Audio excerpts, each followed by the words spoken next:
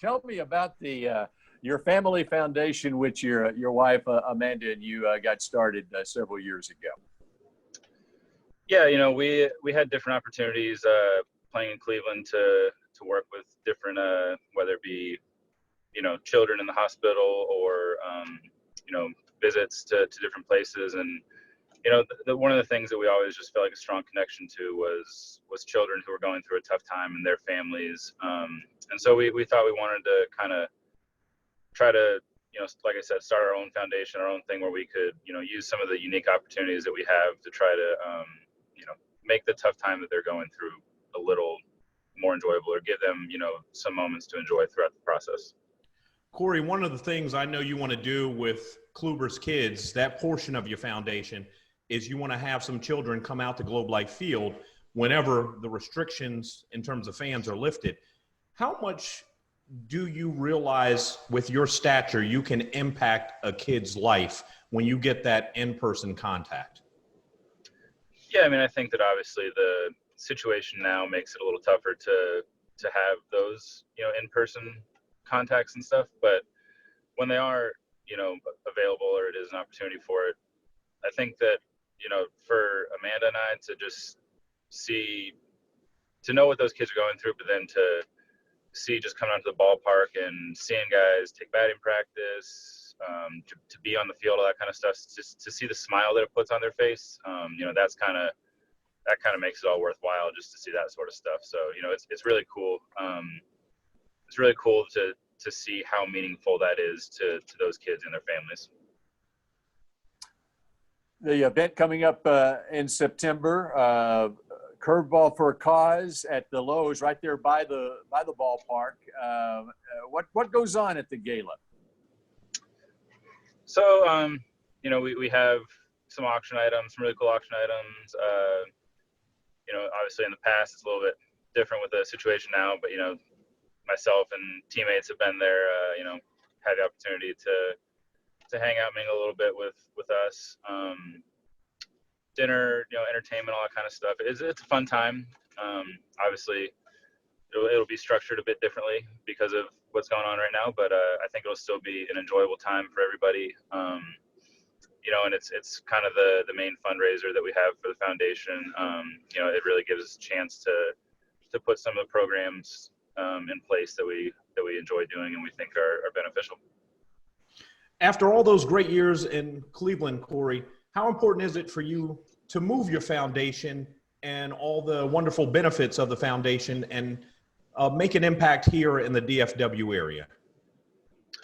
Yeah, I mean, I think that's something that Amanda and I have talked about, is that, obviously we had the opportunity to develop great relationships in Cleveland, and, we'd like to be able to do the same thing in Texas. I think it's important that wherever we're at, wherever we're playing is where we kind of have the base for the foundation at, because I think, number one, that's where we are to impact the most kids. And I think that it, has the opportunity to have the most benefit for everybody that way.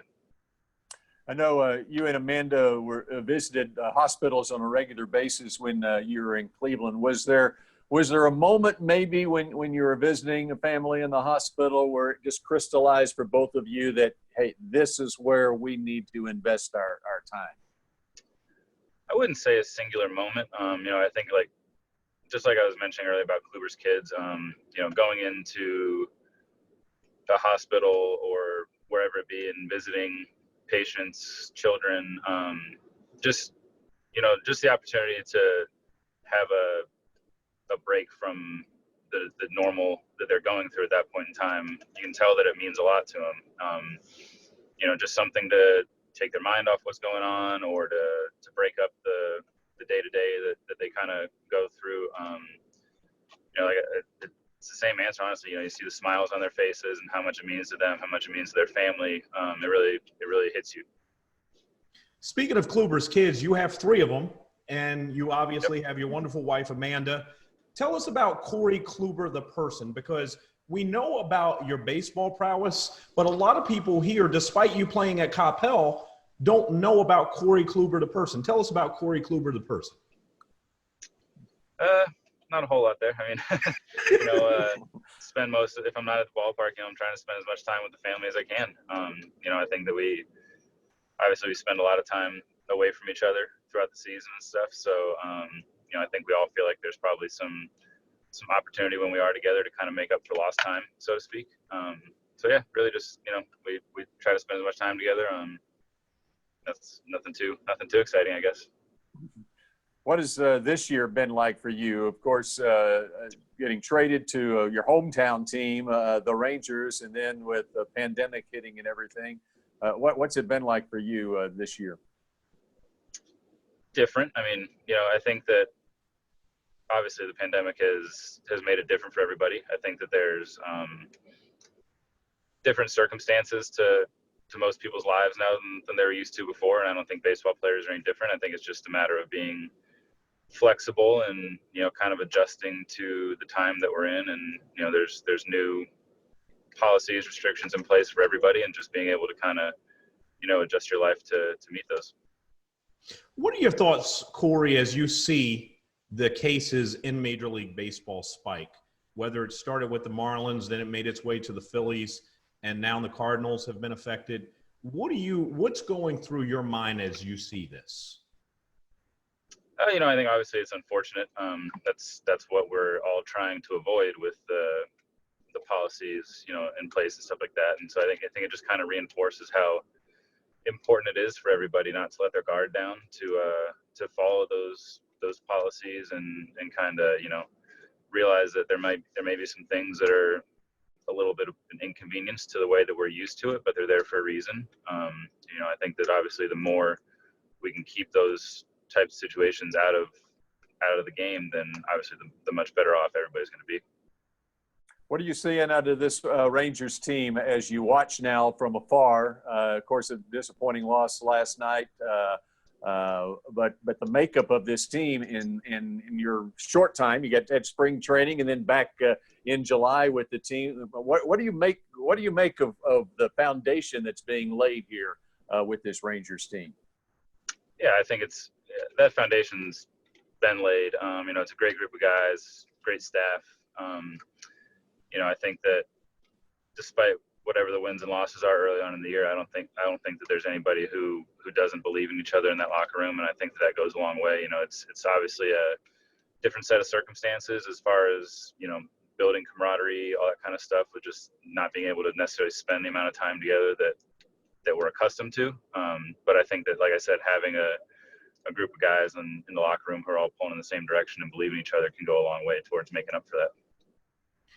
Corey, what's it like to perform in front of fake fans? I covered an event recently at the park, and I'm walking through the aisles. It was a youth academy baseball game, and I'm just looking at these things, and there were pictures of monkeys, there were babies.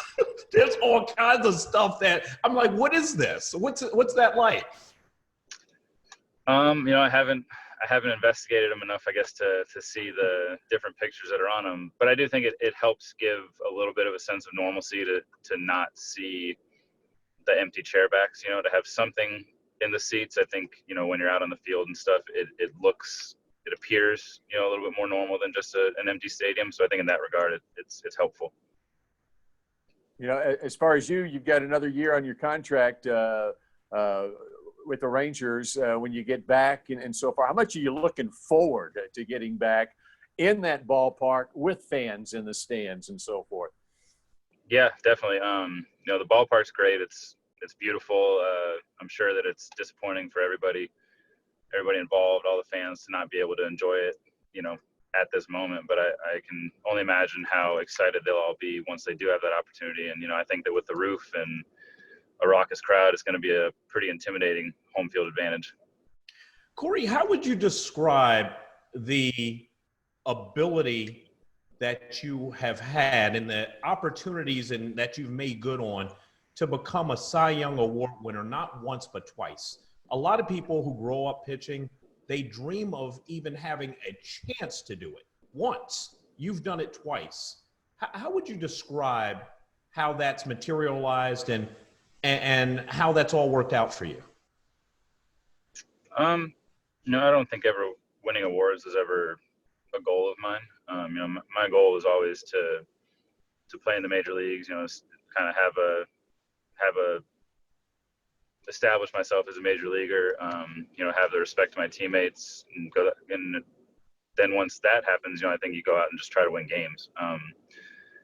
You know, I think always trying to improve and not be satisfied with whatever level you're at. I think that mindset has helped me to kind of evolve over time. You know, I think that baseball is obviously the constant back and forth between a pitcher, hitter, you know, learning, adjusting, all that kind of stuff. So I think just having that mindset of always trying to improve, find things that I might be able to do better, things that I do well, still try to improve on those.